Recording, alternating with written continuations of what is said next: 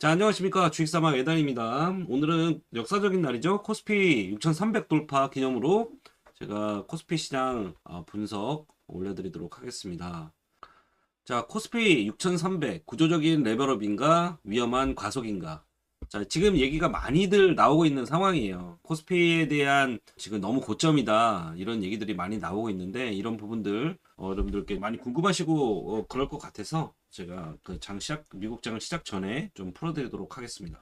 시장은 갈 여지는 충분히 더 있다고 생각을 합니다. 그래서 PBR 계산이나 여러 가지 측면에서 봤을 때 지금 현재 주도주 삼성전자하고 SK 하이닉스가 시장을 완전히 이끌어 주면서, 뭐 최근에 연속적으로 그랬지만 오늘 더 좀 강하게 이끌어 주면서 지금 금리 부분이나 상법 개정안 여러 가지 부분들이 종합적으로 나타나면서 시장이 좀 강하게 움직였었는데, 그 부분에 대해서 여러분들께 설명을 드리도록 할게요. 오늘 시장은 단순한 불장이 아니라, 정리하면 본질적으로 놓고 보겠습니다. 코스피가 6307.27, 전일 대비 3.67% 상승을 했어요. 6거래일 연속 사상 최고가. 이건 단순한 신고가 경신이 아니라 밸류에이션 체제 전환 가능성이 열리는 구간이었다, 이렇게 볼 수 있습니다. 하지만 동시에 속도 리스크가 누적되는 구간이기도 하죠. 오늘은 네 가지로 분류를 해가지고 시장을 좀 분석해 보도록 할 겁니다. 이익 구조와 밸류에이션, 그리고 자금 구조, 그리고 리스크 요인 말씀을 드리도록 할 거예요. 첫 번째로 이익 구조로 보면 상승의 1차 동력은 무엇일까, 이렇게 지금 보고 있는데, 이익 EPS의 급증, 이걸로 지금 보고 있습니다. 현재 코스피는 12개월 선행 EPS가 약 617 수준으로 추정됩니다. 연말 400 초반, 그 다음에 470대, 그리고 600 돌파. 연초 대비 40% 이상 상승을 했죠. 이 내용들 전체를 핵심을 보면, 상승의 요인을 보면 메모리 가격 상승, 그리고 AI 서버 수요 확대, 그리고 글로벌 캐펙스 회복, 방산 원전, 산업재 수주 확대 등이 주요 핵심으로 보고 있고요. 특히 반도체가 굉장히 강하죠. 엔비디아 실적 발표도 굉장히 좋게 나왔어요. 그래서 엔비디아 매출 자체가, 매출 가이던스가 180억 달러, 그리고 컨센서스 726억을 상회를 했죠. 이건 단순 어닝 서프라이즈가 아니라 AI 인프라 투자 사이클이 유지되는 신호로 해석되고 있습니다. 이거를 좀 여러분들께서 잘 알고 보셔야 되는 부분이 뭐냐면, 지금 엔비디아에서 수주액을 지금 발표를 했는데, 거기서 메모리 쪽이에요. 우리나라 삼성과 SK 하이닉스 쪽의 매출은 어느 정도 지금 정해졌기 때문에, 이 부분이 삼성전자와 SK 하이닉스의 상승을 이끈 주요 원인이었다, 이렇게 보시면 될 것 같고요. 중요한 건 아직 이익 둔화 신호가 없다는 점이 가장 중요하죠. 즉 현재까지 실적이 지수를 지금 설명하고 있기 때문에, 시장이 뭐 여러 가지 뭐 조정 얘기도 나오고 있지만 여전히 강하게 올라갈 수밖에 없는 상황이다, 이렇게 볼 수 있습니다. 그러면 두 번째로 7,900까지 상승할 수 있을 것인가, 밸류에이션 부분인데요. 7,900이 계산상 가능한 이유가 뭐냐면, 6,300 나누기 EPS 617로 하면은 현재 퍼가 약 10배 초반이거든요. 그래, 글로벌 평균 퍼는 14에서 한 16배 정도 되니까, 아직까지는 4배에서 6배 사이는 국내 증시가 올라갈 여지가 있다. 그리고 지금 여러 전문가들이 지금 내놓은 자료를 보면, 기본적으로 우리 주도주들만 봤을 때는 퍼가 지금 10배 초반이지만, 지금 현재 아직 안 올라온 종목 퍼를 좀 계산해 보면 지금 5배에서 6배밖에 안 되거든요. 그래서 지금 올라오고 있는 종목들이 어느 정도 다시 더 올라와 주면 시장이 보다 더 강하게 올라갈 것이다, 저는 이렇게 생각을 하고 있어요.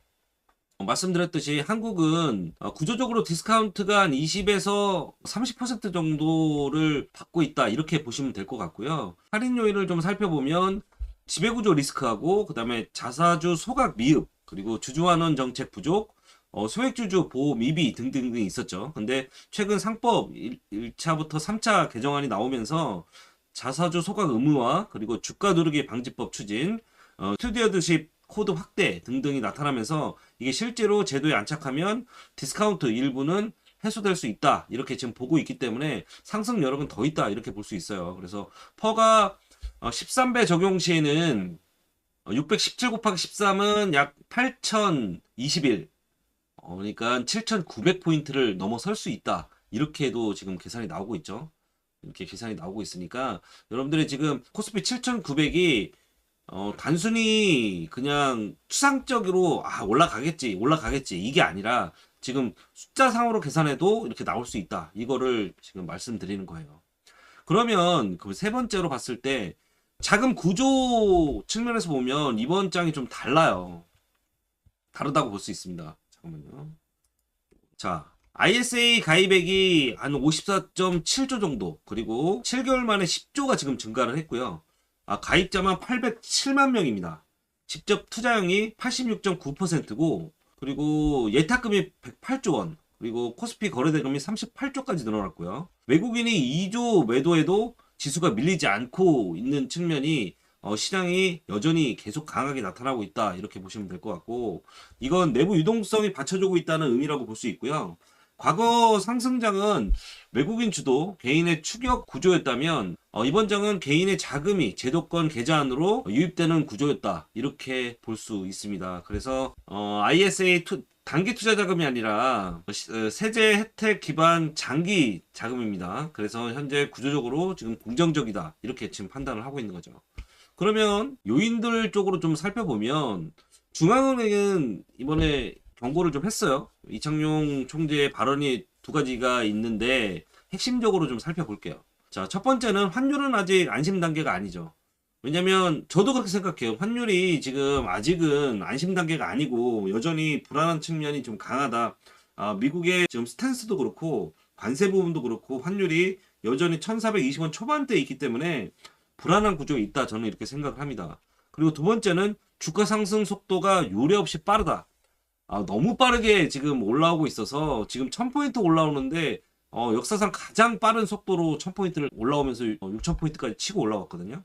그렇기 때문에 이 부분을 좀 여러분들이 리스크 상황으로 좀 보시면서 올라간다고 무조건 올라간다고 좋은 것만은 아니에요. 왜냐면 버블이 생길 수밖에 없기 때문에 역시 조정 없이 계속해서 치고 올라가고 있기 때문에 그 점은 조금 리스크 요인으로 보고 있습니다. 환율이 1420원대 초반인데 하지만 환율은 국내 요인이 아니라 글로벌 요인 말씀드렸듯이 민감하게 작용하고 있고 미국 정책, AI 테마 변동 그리고 일본 재정 이슈 등 외부 변수들이 나타나고 있는 상황이에요. 만약 달러 인덱스가 급반등 시에는 외국인 수급 변수가 좀 올 수가 있겠죠. 근데 최근 외국인들의 어떤 수급 상황에 코스피가 안 흔들고 있죠. 그 이유는 결국에 우리 기관과 개인 자금들이 굉장히 많이 몰리고 있기 때문에 외국인 자금들이 조금 움직이더라도 잘 버티고 있다는 거죠. 이 부분은 긍정적인 요인으로 봐야 되고 앞으로 우리 시장이 점점점 펀더멘털이 강해지고 있다 이렇게 볼 수가 있고요. 아까 말씀드렸듯이 속도 측면으로 봤을 때는 5천에서 6,300까지 한 달 만에 25% 이상 상승을 했습니다. 이건 펀더멘털 장세라고 조정 없이 가기엔 좀 과속 구간이다. 이렇게 볼 수 있습니다. 속도가 빠르면 레버리지가 계속 붙기 때문에 레버리지가 계속 붙으면 변동성은 기하급수적으로 확대됩니다. 그래서 만약에 빠지게 되면 아주 급격하게 빠르게 빠질 수도 있어요. 그것도 염두에 두고 지금 투자를 해야 됩니다. 그러면 내부적 구조의 경고 신호가 지금 나타나고 있다. 지금 이 얘기가 나오고 있는데 지금의 구간을 내부적으로 봤을 때는 오늘 상승 종목이 240개, 하락 종목이 620개였어요. 자, 지수는 대형주가 끌고 가고 있는 상황인데 삼성전자, 하이닉스 비중이 지수의 방향을 지금 좌우하고 있죠. 이건 시장이 넓게 확산된 상승이 아니라 집중형 랠리라고 볼 수 있기 때문에 확산이 동반되지 않으면 조정 시 낙폭이 클 수 있습니다. 제가 말씀드렸죠. 초반에. 자, 그러면 지금 구간을 좀 정리를 해보면 이익과 정책이 있는 레버리지 구간과 단기 과열, 속도와 쏠림 구간이 지금 하이브리드 국면이다. 그래서 이 구간은 구조적 레벨을 초기 플러스 단기 과열 중첩 구간으로 저는 생각을 하고 있기 때문에 지금은 시장에 대한 판단을 여러분들께 좀 잘 하셔야 된다고 생각을 합니다. 그러면 전략적으로는 어떻게 대응을 해야 되냐 보면 현재 반도체 축이 가장 지금 강하게 나타나고 있기 때문에 현재 반도체가 쉽게 죽을 것 같지는 않아요. 왜냐면 엔비디아 이번 실적 발표도 그렇고 현재 쌓아놓은 기본적으로 영업이익이 가치가 엄청나게 높아지고 있기 때문에 이 부분은 좀 더 가져가도 되지 않을까 저는 이렇게 생각을 합니다. 그래서 반도체는 핵심 축이기 때문에 보유를 유지를 하고요. 단기 추격 매수는 좀 자제. 고점에서 너무 따라가는 매매는 하지 말고 그래도 중간중간 살짝살짝 조정이 나오고 있기 때문에 그 부분을 좀 잘 받아치는 그런 매매를 해야 될 것 같고요. 그리고 두 번째는 AI 인프라 확산 sek터, 전력기기, 원전, 산업재 이거는 분할 매수하는 게 좋을 것 같아요. AI 수혜가 확산되는 길목을 지켜주면서 매매를 해야 될 것 같습니다. 그리고 레버리지를 축소하시는 게 가장 좋습니다. 그래서 변동성이 약한 고리부터 어느 정도는 차익실을 하면서 대응을 하시는 게 좋을 것 같고요. 네 번째는 환율입니다. 환율이 1450원 선을 좀 주시를 하면서 지금 대응을 해야 될 것 같은데 만약에 1450원 선을 돌파하면 여러분들이 주식 비중을 좀 축소하는 게 좋을 것 같다는 생각이 들고요. 그리고 다섯 번째로 이익 추정치 EPS를 매일 확인하시는 게 좋습니다. 이익이 꺾이는 순간 밸류에이션 논리는 무너지기 때문이죠. 이렇게 해서 과속 구간 생존 수칙을 여러분들께서 좀 잘 지켜서 시장을 대응하시는 게 좋을 것 같다고 생각합니다. 아까 말씀드렸듯이 7,900이 뭐 가능하지 않은 숫자가 아니기 때문에 7,900은 가능합니다. 그러나 직선은 없어요. 말씀드렸듯이 직선 없이 이렇게 차트가 만들어지면서 상승과 조정을 만들면서 올라가기 때문에 이 부분을 잘 판단해서 여러분들이 생각했던 목표가가 오면 털어내는 게 맞아요. 그리고 내려오면 다시 잡고 이렇게 가야지 내가 생각했던 목표가보다 더 많이 왔다고 해서 더 올라갈 거라고 생각하면 그때는 늦은 거예요. 그때부터는 서서히 내려올 수도 있기 때문에 그때는 늦으니까 내가 생각했던 목표가에선 털어주고 왜냐면 비중을 절반 정도라도 털어주고 내려오면 다시 받는 그런 전략을 구성하시는 게 좋을 것 같습니다.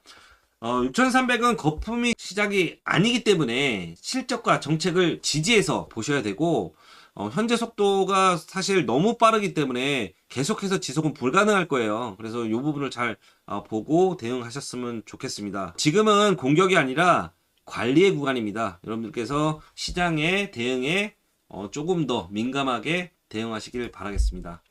지금까지 주식사막 은단이었습니다.